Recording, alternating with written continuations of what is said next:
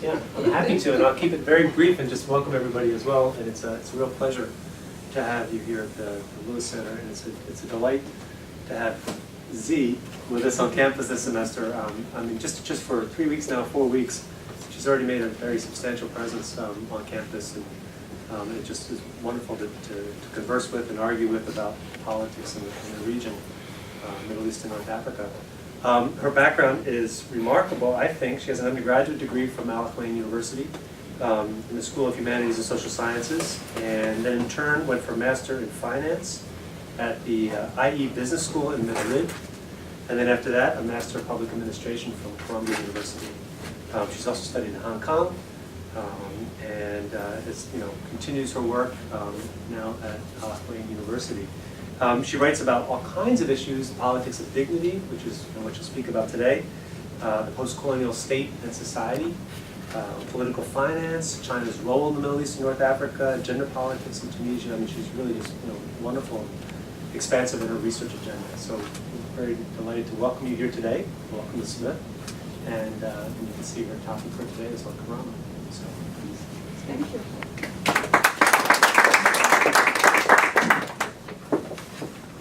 All right, well, thank you for your very kind introduction. A few acknowledgements. So first I would like to thank you, Janine Van Pee, Greg White, Rosina Wellborn, Sandra Bling, Caitlin Simkovitz, Provost Catherine Rawl for making this opportunity of visiting Smith College possible for me.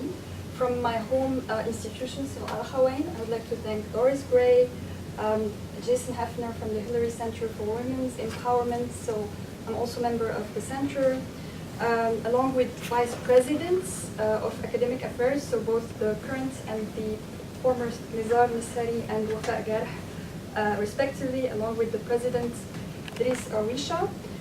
All have been instrumental also to the process of allowing me to come here.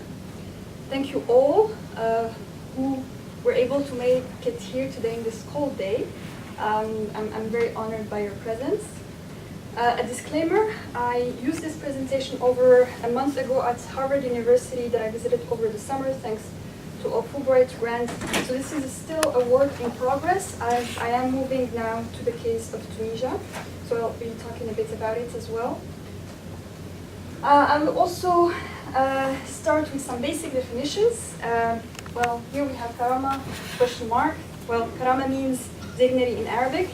And it was one of the main slogans for the 2011 revolution that led to the resignation of President Hosni Mubarak after 3 decades in power. So Karama, or dignity, right, means self-worth. So this is the classic definition, current definition. Although there has been a long debate over its character. Is it inherent, so intrinsic to what we are as human beings, or is it acquirable through deeds, right? So extrinsic.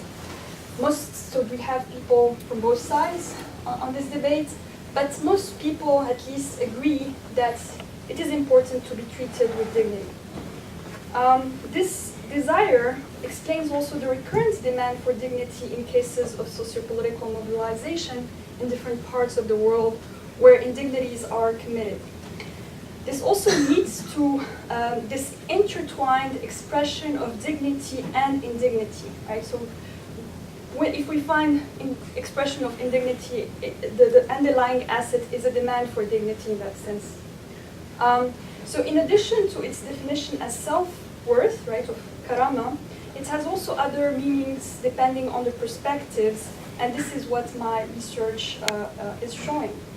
The idea here is to demonstrate a process of instrumentalizing Karama because it is a highly charged term that refers to the essence of what we are, right? Our human worth. And it attracts a large group of sympathizers who become in some way united, even if they have different meanings, specific meanings in mind. So the Karama slogan is indeed sufficiently vast to include and unify demands of political actors in power or in the opposition, even if they are coming from different, let's say, backgrounds. So that brings us to our second term, and this is Arab Spring, and I'm pointing it out because it's controversial. So here, to me, well, of course, it's, I'm sure you are all familiar, it refers to the popular protests, right, that started in late 2010 in the Arab region. And the term has been criticized for sometimes being used with the intention of saying that this backwards region, right, is catching up, right, with the more developed world, particularly the West, which had its period of spring of nations, right? So this is also where it comes from, almost 2 centuries ago. Rest assured, I do not have such intention when I use the term Arab Spring, so I simply use it because it's easily recognizable to refer to the events I'm pointing to. You might also have noticed that sometimes I say revolution, sometimes protest. So again here, it's confusing and also contextual when it's maybe valid to say one or the other.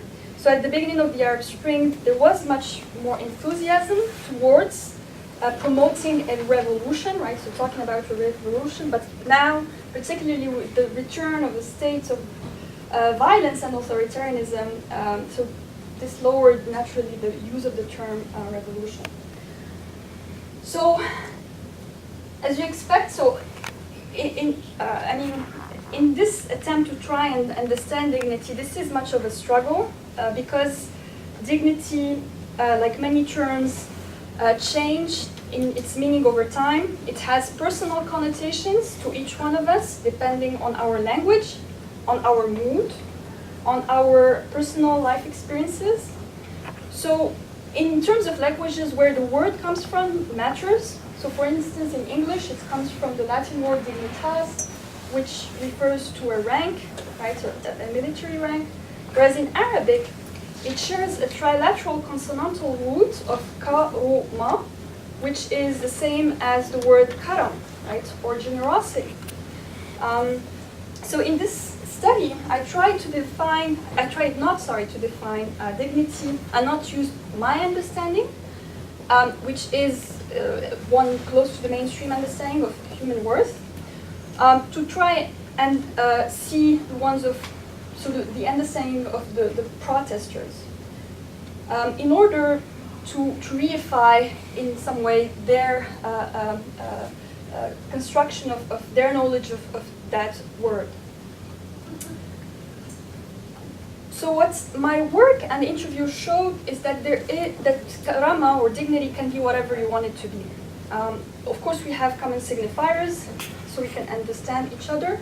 And there are also some key dimensions to dignity that I will talk about. But most importantly, this untangling is necessary because it shows that this process of understanding these key concepts is complex, overwhelming, and sometimes inconsistent. So for instance, for one person, karama is something that we all share, right? So it is, we are all equal in dignity, but for that same person, just maybe a few minutes later, she would claim that some people don't have dignity or don't deserve to be treated with dignity. So there are the dignity enthusiasts and there are the dignity skeptics. I am a dignity enthusiast, if you couldn't tell. And I believe that it's an important and useful concept to improve our relationship one to the other. That's simple. And to use the words of French Judge Christian Vic, I think it's quite insightful. We need the notion of human dignity as a reminder that the perpetration of violence against others may create a negation not only of the humanity of others, but of our own humanity. So, to put you a bit in the mood even more, to think about this concept, I would like to ask you some questions, and you don't need to answer, just think about it. How is your dignity today? Is it any of my business? Should your state protect it?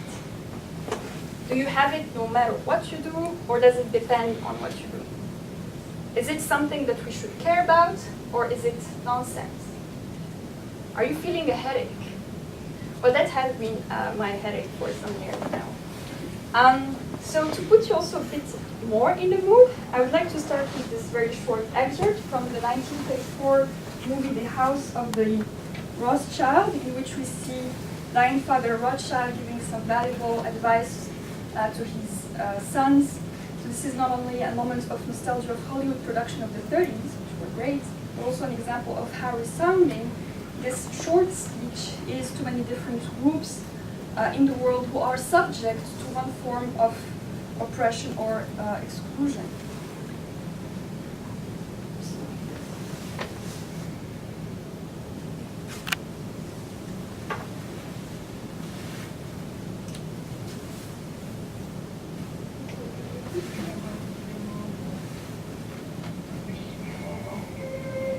Neither business, nor power, nor all the gold in Europe will bring you happiness till we, our people, have equality, respect, dignity, to trade with dignity, to live with dignity, to walk the world with dignity.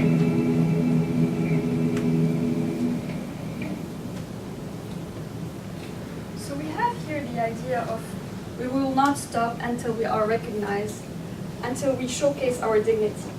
And dignity is something to care about because it helps diagnose a serious problem of exclusion. To be so excluded that you need to claim your dignity is like the last frontier of ostracizing a group. But there is another problem with this concept. If it is what defines us, right, what makes us beings of value that need to be treated fairly, then how can we be stripped of it? So here is a distinction that we need to. So there is a distinction that we need to make between dignity as a status, right, and dignity as a universal human component. But most of the time, people do not make this distinction, and this can be utterly confusing. For instance, I hear statements like, "Oh, Chinese academics do not have any dignity," when it should be, like, Chinese academics suffer from censorship, or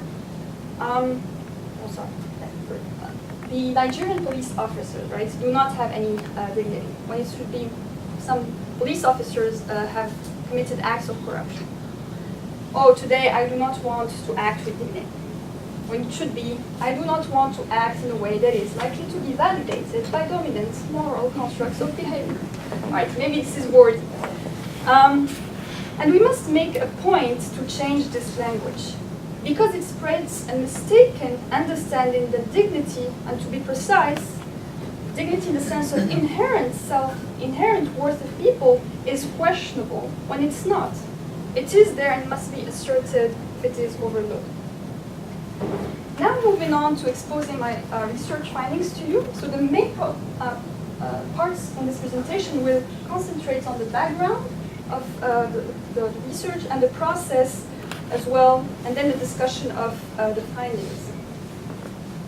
So, as a person from the third world, I was naturally concerned, or at least troubled by the several issues of development, and so I tried to look into that, and we have the visible, right, so of course the poverty issues, governance issues, human rights violations, security issues. But I also wanted to see what about beyond the visible, right? What about traumas and what are their effects?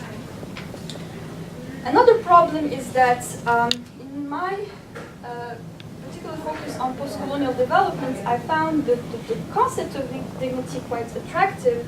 And it is a concept that is often studied in bioethics and philosophy, and there is a lack of clear discussion of dignity as a powerful social and personal concept in political science, where we have more importance to institutions, structures, and procedures.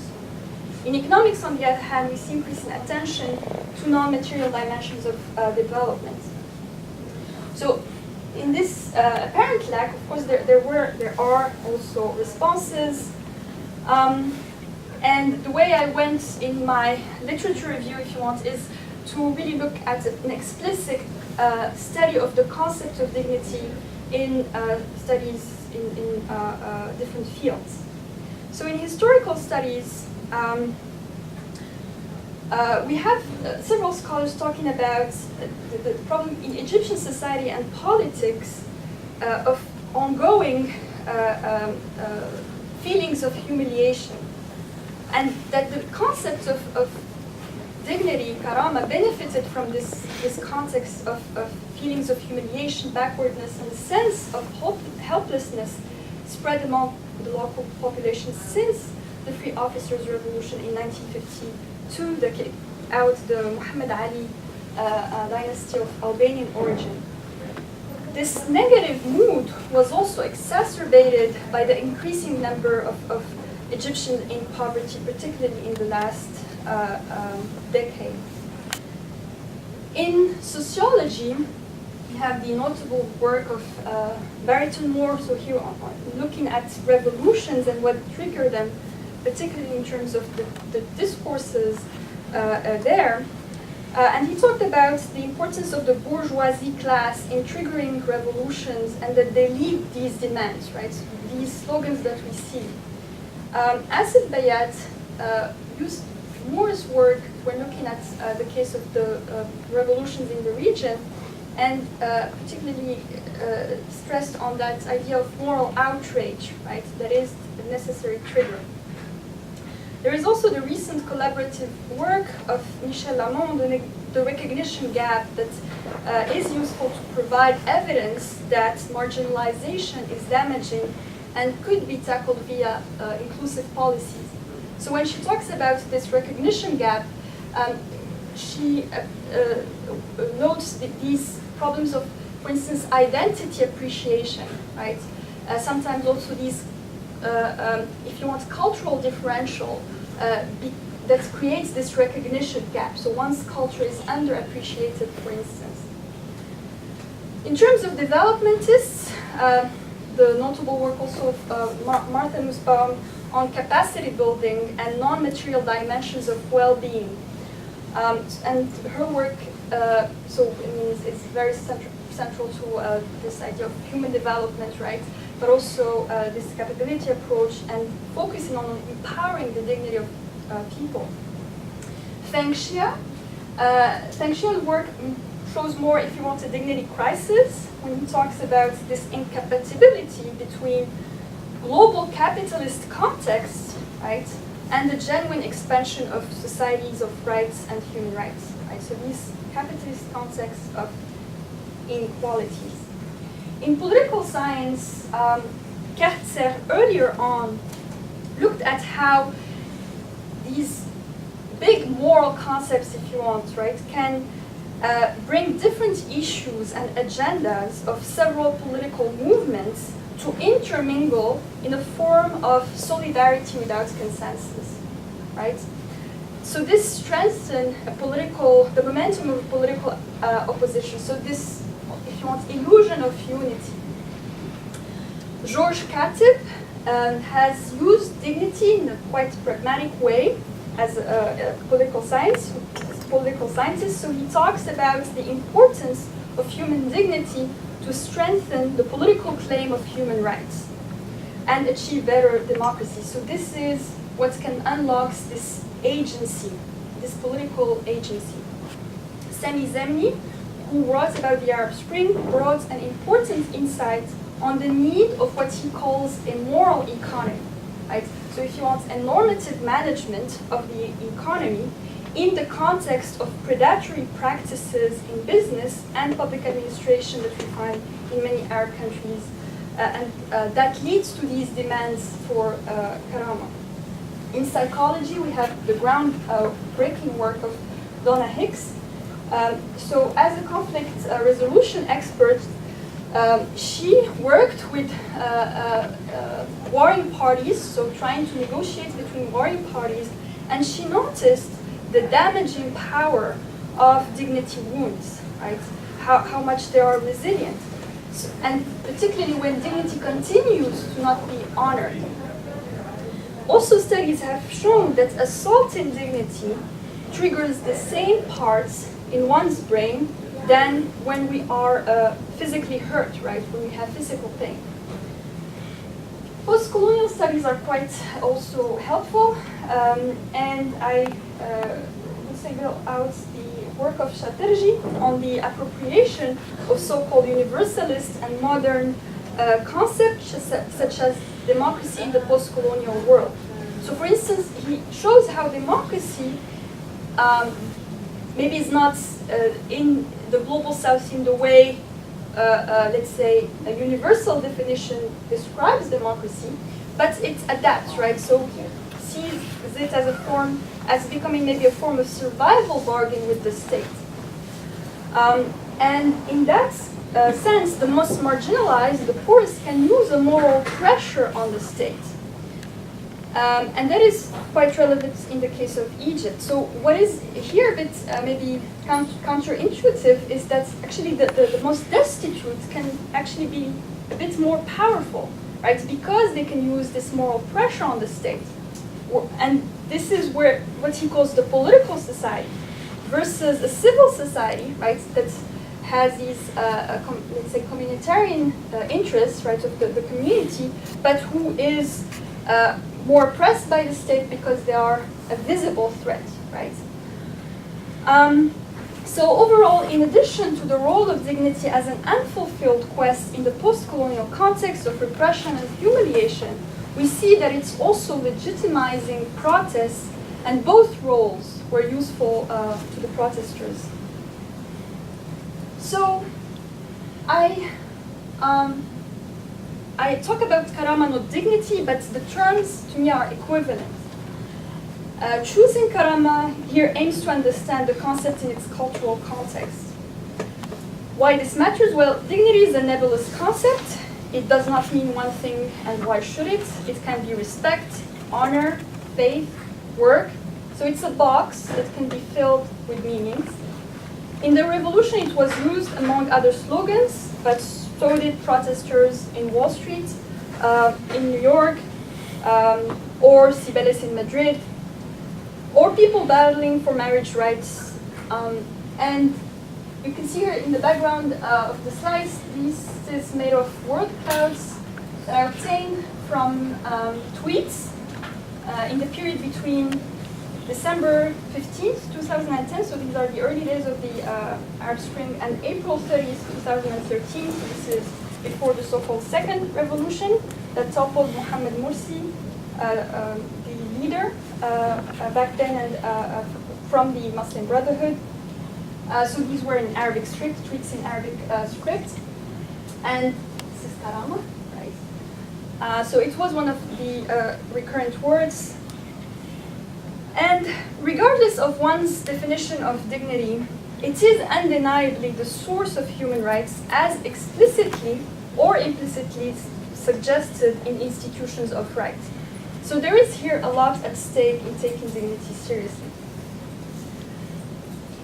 The objectives here are to understand politics of dignity that has become fashionable and try not to take this concept for granted, which is hard, and find the understandings of those concerned. Trying to show that demanding dignity is an instance of something within the rhetoric of the revolution.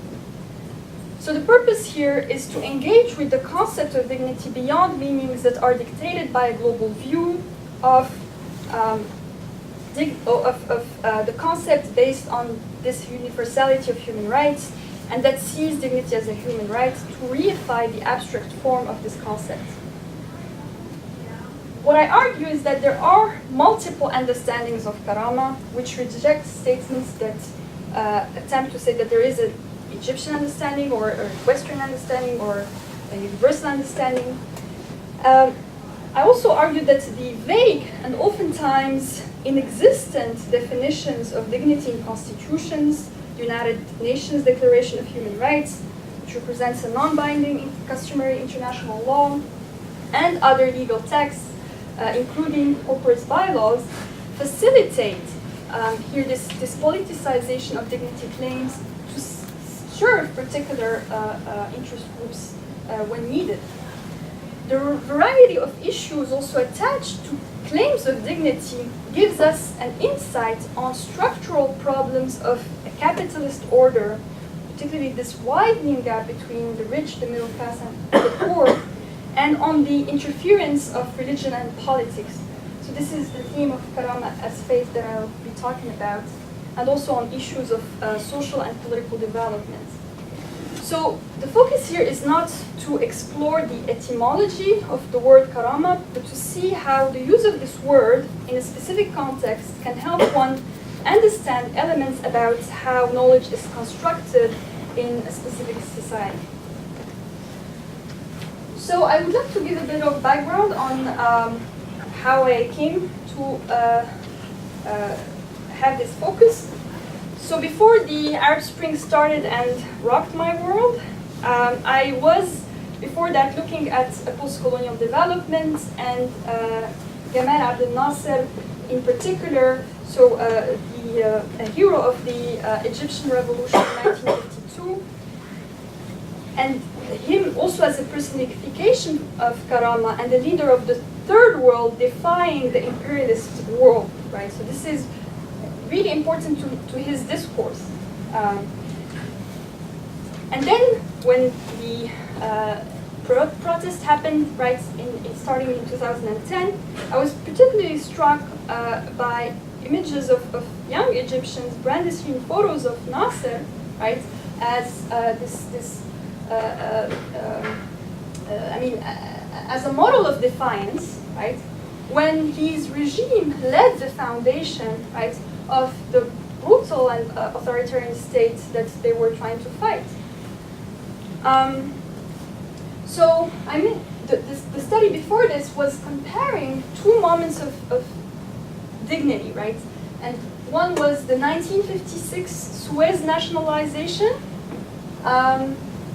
as a type of moment of demanding dignity, and the January 25th revolution in 2011 in Egypt as another moment for demanding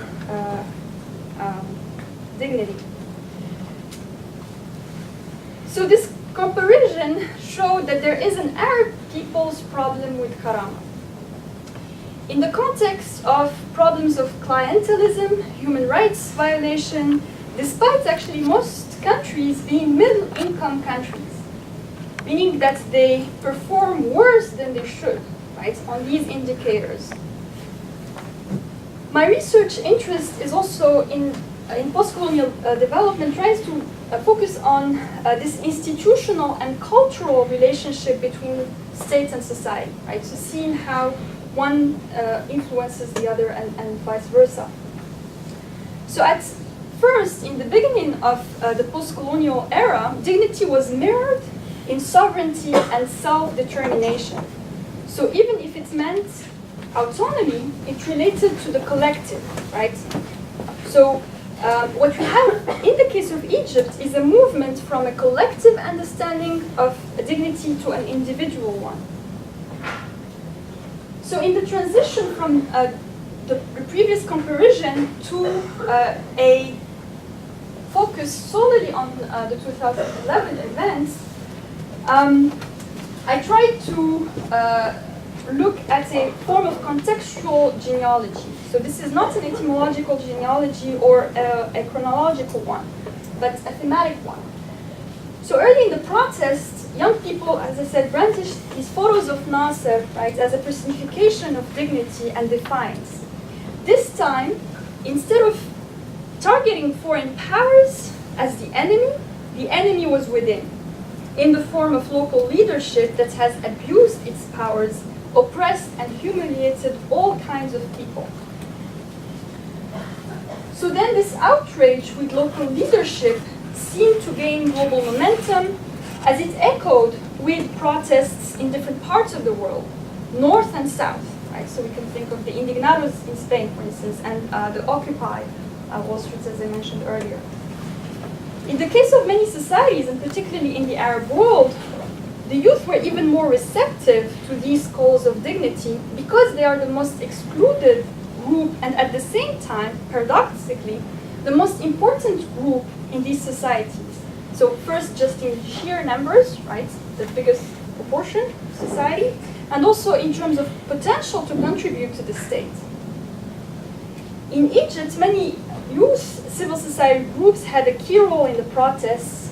So notably, and there are several ones, but April 6th movements, and a key member, Asma Mahfouz, is allegedly considered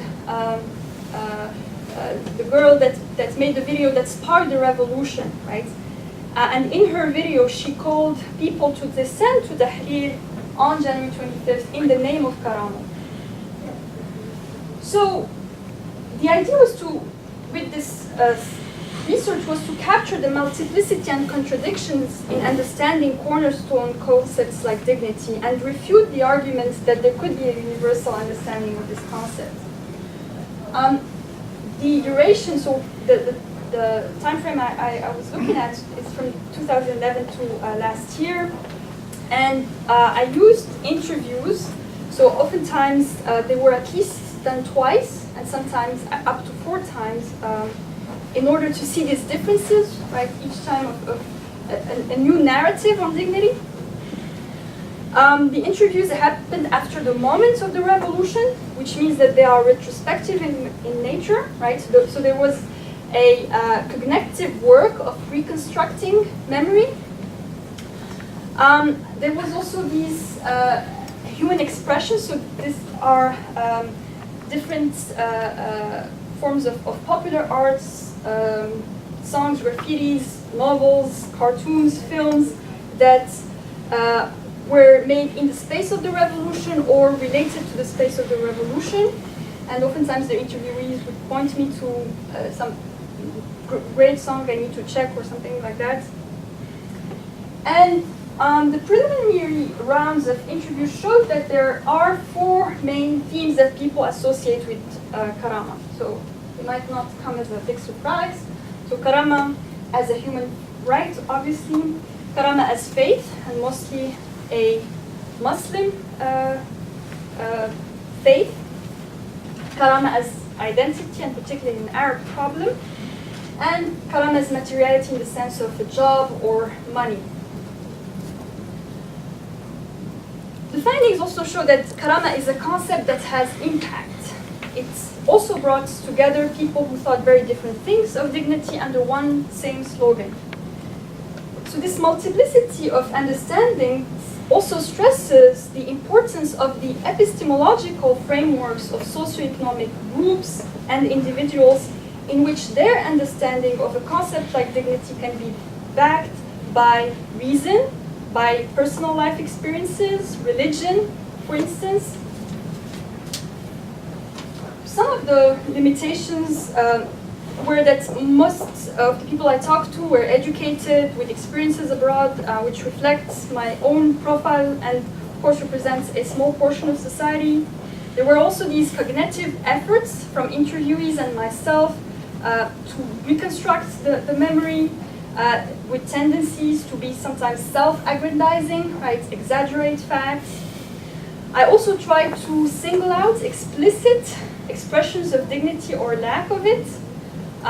So the same in my literature review, because again, sometimes there are meanings that could be very similar, but not expressed directly as Karama.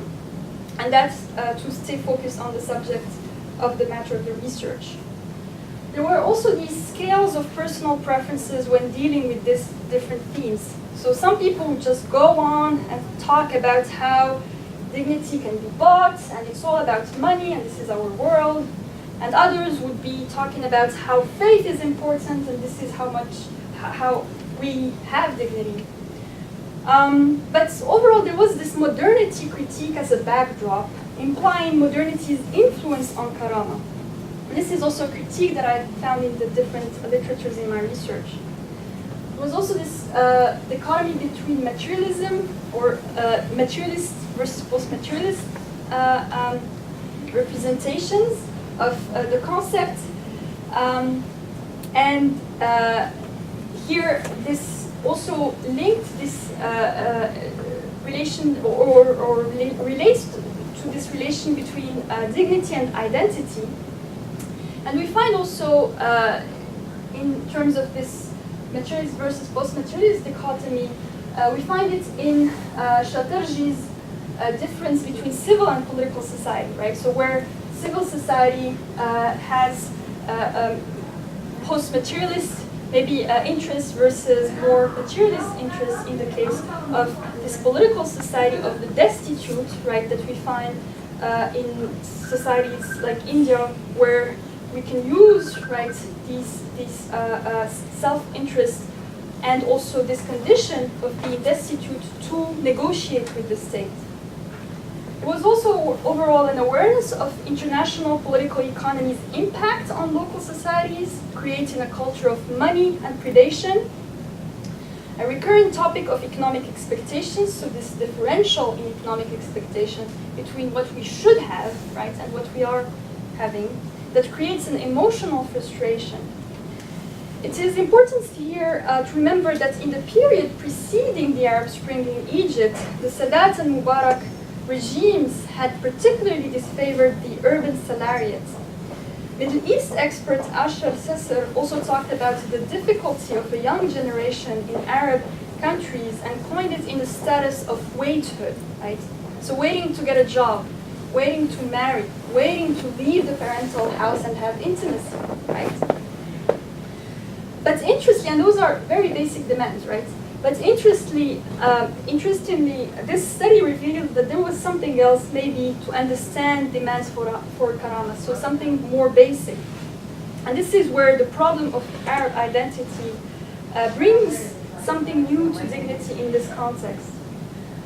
One of the remarks was that there is something about the feeling of being an Arab, what I refer to as Arabness in my research, that's made protesters think that their identity makes them some sort of noble and elevated soul. Yet the reality of oppression and the difficulty to achieve their ideals reinforce the thinking that they are almost too good to be on this earth and one cannot have heaven on earth.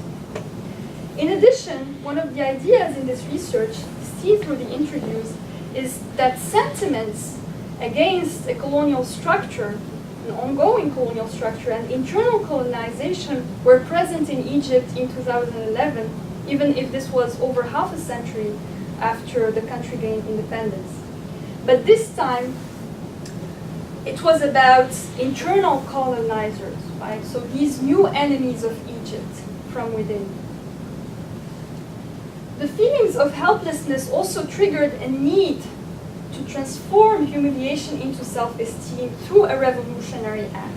Of course, Mohammed Bouazizi, the fruit seller act of self-immolation, right?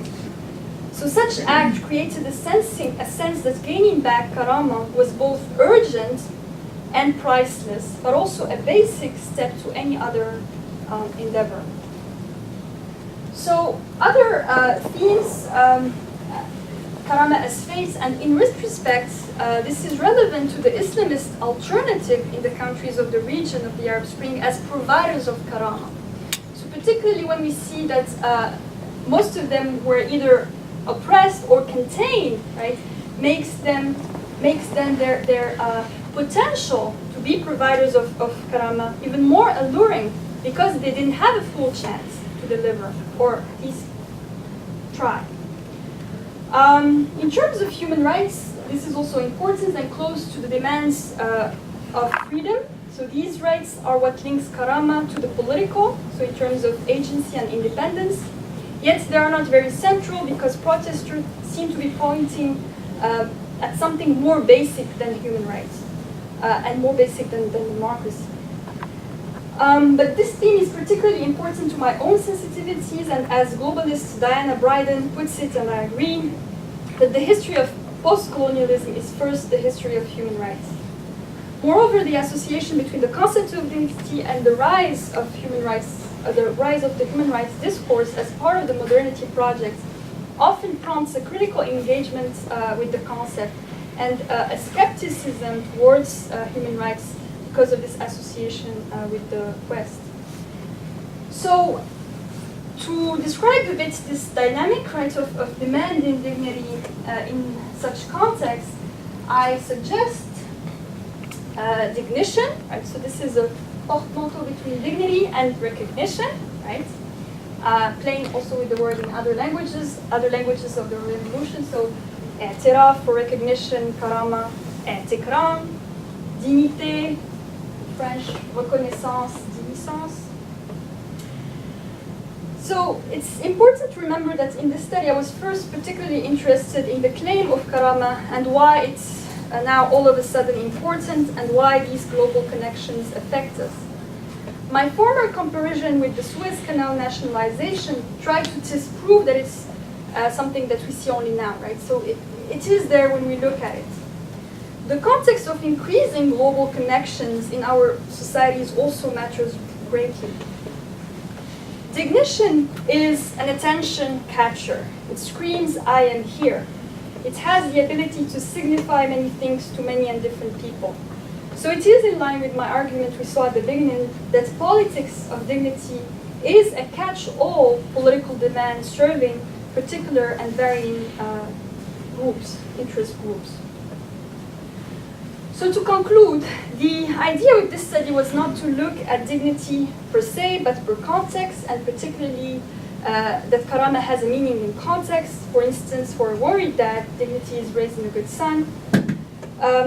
It is a concept that can be triggered by a feeling, and it's really important here to reinstitute the term in a form of life.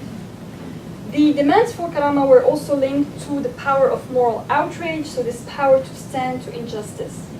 This is significant in the context of global calls for empowerment and development, and looking at Egypt is helpful to understand the Arab world.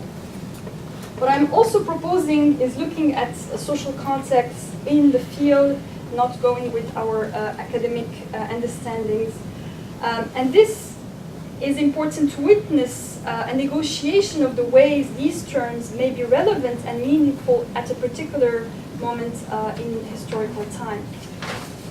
So, how this can be applied? Well, we are seeing processes of legalizing dignity, so moving dignity from being this fluffy word we find somewhere in the preamble to becoming a constitutional right.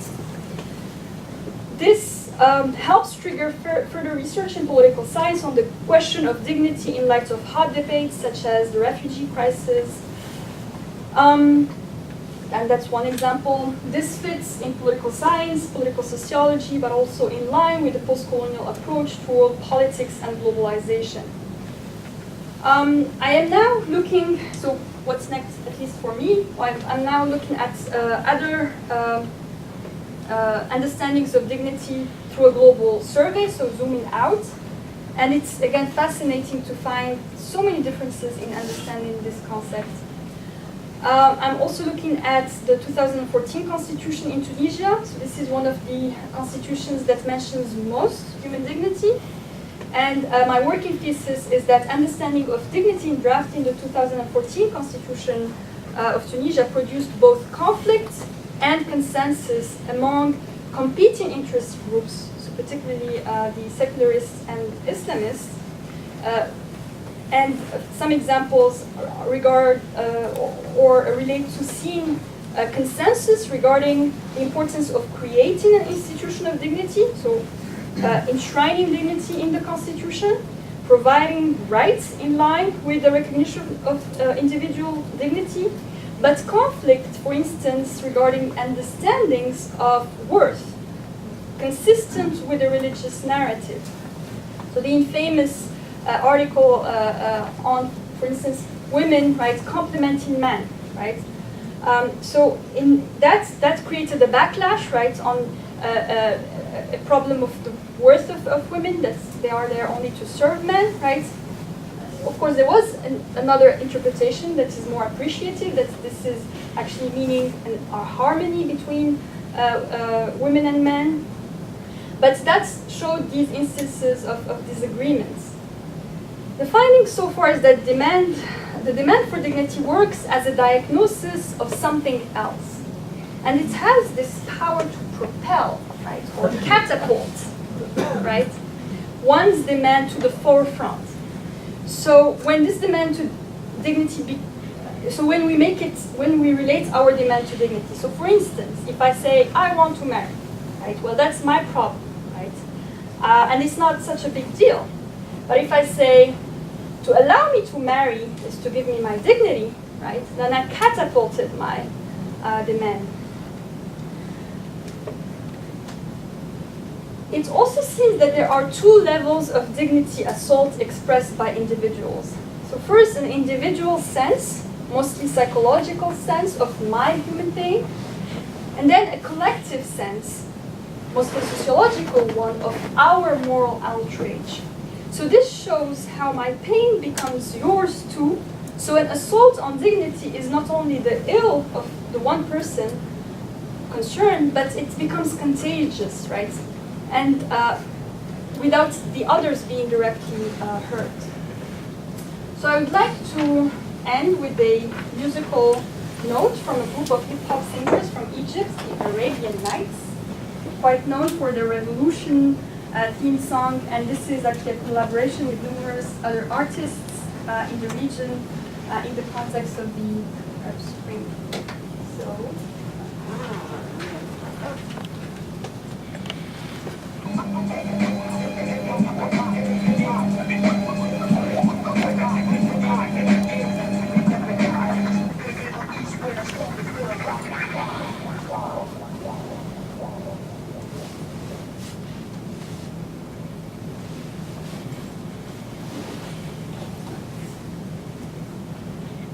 This reads, thank you, young people of Egypt and Facebook, and thank you.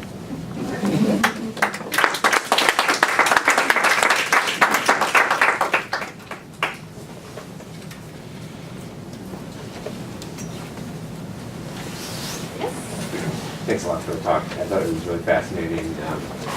As an anthropologist, I really loved your exploration of, the ways that people are using this given concept and ways that talks about how it's shifting in time and how might, the utterances of individuals say something important about the world at large. And you said you didn't want to do an etymology, but I'm curious about the etymological frame that you started with in describing this term karama as literally translating to generosity.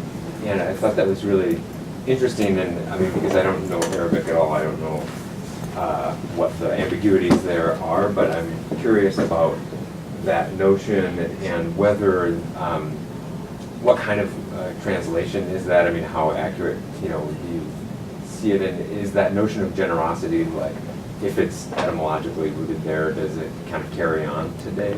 And is that at play in these, like, equivocations across different, meanings of dignity?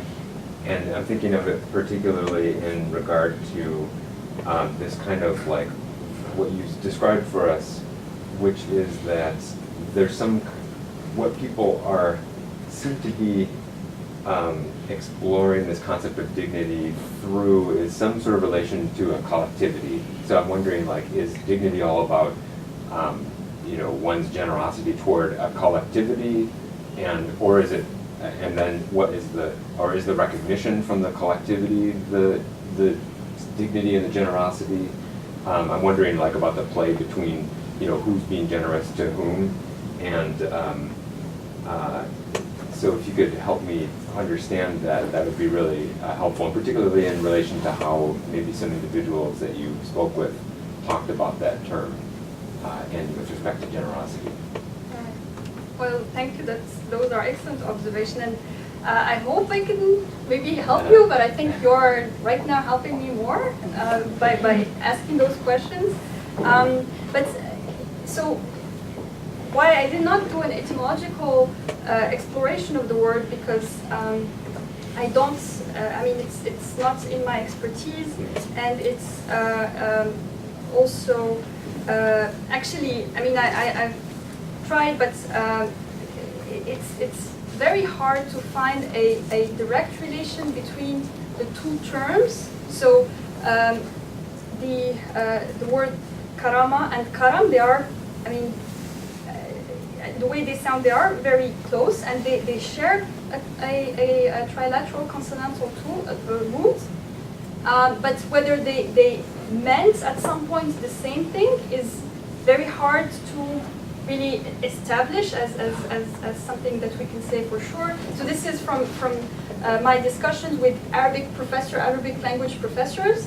So they recognize that there is this similar root, right? And there is also sometimes an acceptance that they probably mean at some, maybe in previous time they meant, their meaning was very close, right? So even the definition of karam, right? So now we accept this maybe more current definition of dignity, right? But it also relates to miracle, right? And this also relates to finding the word in the Quran, right? So in the Islam sacred text, right? In its relation with karam, what they usually actually use as a way to say that maybe there a connection between generosity and dignity is in the expression akram min hatim, right? So this means more generous than hatim, and this is a tale of a. So I think this is pre-Islamic of an Arab who was so generous, right? Then if you are more generous than him, then you are impossibly generous, right? And actually, his generosity was in actually, killing his horse that he loved to feed a guest, right? So that was also a sense of really sacrificing oneself for the other. So this is why here this idea of generosity becomes related to dignity and in some way to this idea of, dignity in being part of our identity as well. I think that this difference between a collective or understanding of dignity as a collective or maybe more as an individualized concept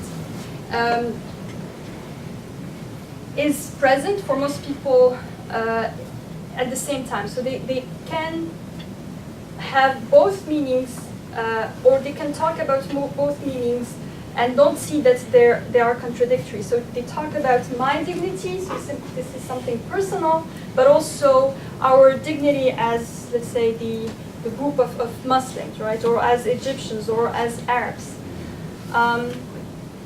And I think here that it's maybe relates to that maybe dichotomy between the self and the other, right? Where one stops and where the other starts, right? So there may be something that could be useful because some of the Arabic professors would tell me about it is the word for identity in Arabic, which is huwiya, right? And huwiya comes from huwa, which is him. So my identity has a word that is the other. So I think that really shows that these lines of collective individual are quite blurred, and yeah. Great.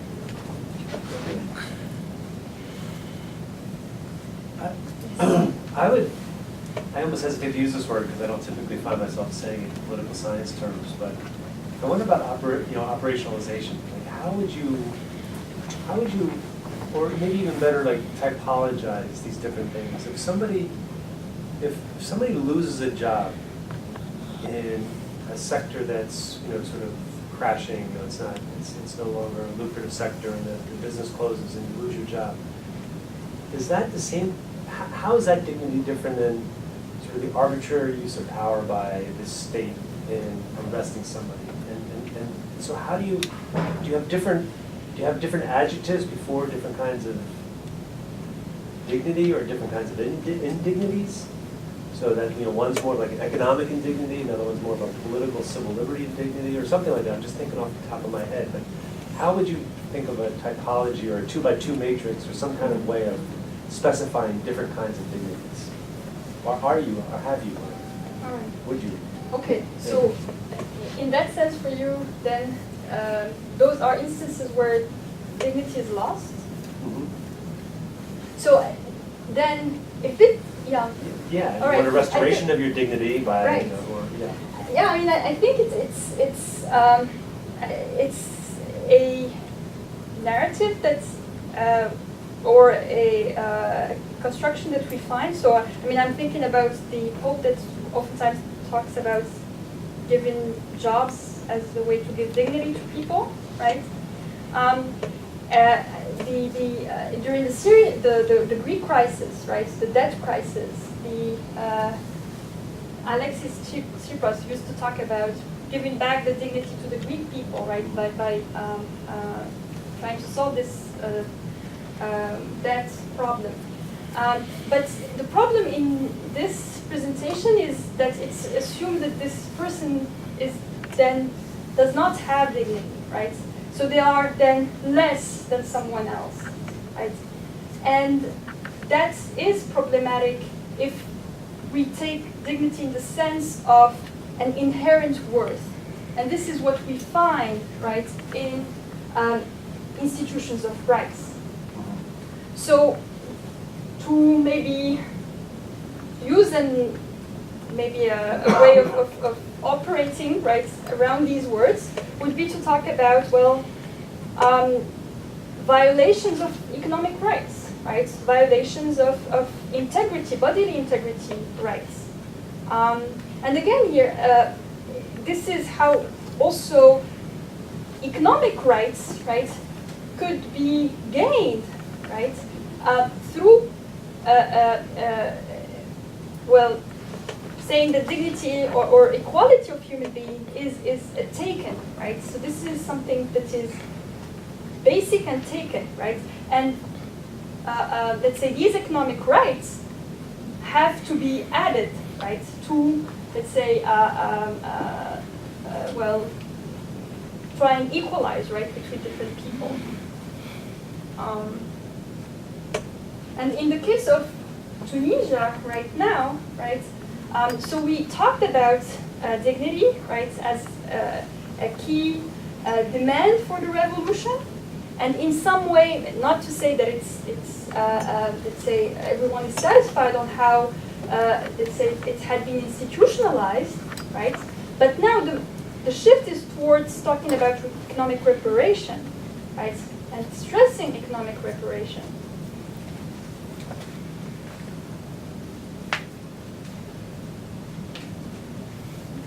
Yes. Thank you so much, Zaynab, for discussing the presentation.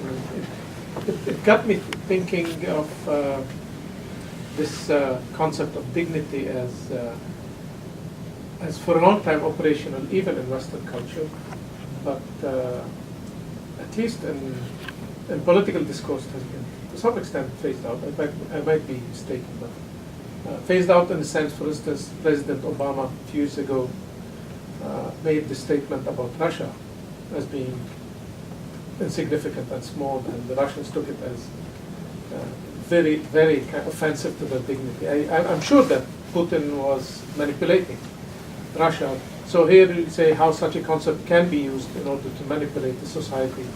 But you can only manipulate society with a concept if that concept carries some water, carries some significance.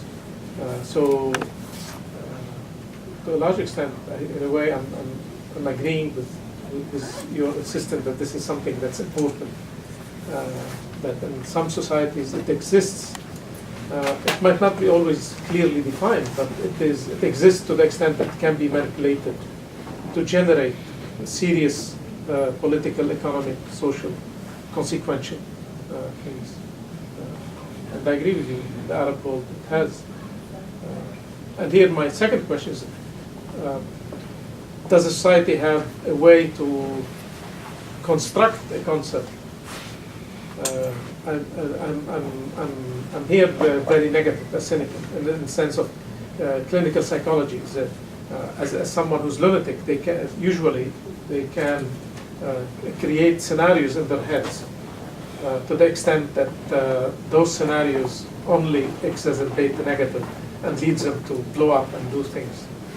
So are we in the Muslim world, have we constructed the concept of dignity to such an extent that only it's going to create this kind of clinical psychological outburst rather than lead us in a positive direction? All right. Well, thank you. Well, I mean, for the first part on yeah, I mean, it clearly can be instrumentalized, and I mean, for instance, in that episode, right, of saying that we've been humiliated because, so the Russians being humiliated, right? So oftentimes here this is a case of maybe taking dignity for pride, right? So seeing the terms are as equivalent. So they can be equivalent. So dignity can really become something else very quickly, and that is what is problematic. And I think that we can do something about it. And in that, I mean, it might be hard to do, but just really trying to first define it when it's used in these key texts, so in constitutions, for instance, right? Having a clear definition, or at least trying to have a clear definition. In terms of the Arab world, right, and its, well, psychological and other problems, well, I mean, so in that, I mean, at least in my interviews, what was most salient to me was this idea of we don't have dignity, right? So we Arabs don't have dignity, and it seemed as in a way, and I would be included in that statement. We don't, just know you don't have dignity, and I think that well, it relates to this self-flagellation of feeling that that we are undervalued because maybe we are better than that. We had the golden age, right? And look at us now. But at the same time, what is even more paradoxical is that this does not come with a genuine self-critique, right? And self-reflection. So it's almost a schizophrenic state, right? Of I feel that there is a problem with me, but I'm not going to say or really go all the way to try and see what's the problem. So I don't know if this helps.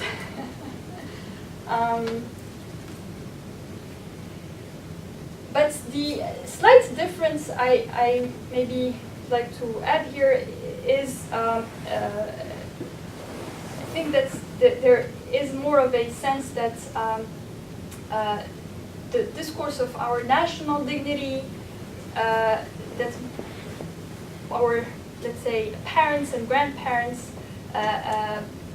stressed on, is taken less, and I mean it is a bit slowly evading. It's not as important as or as salient as it used to be.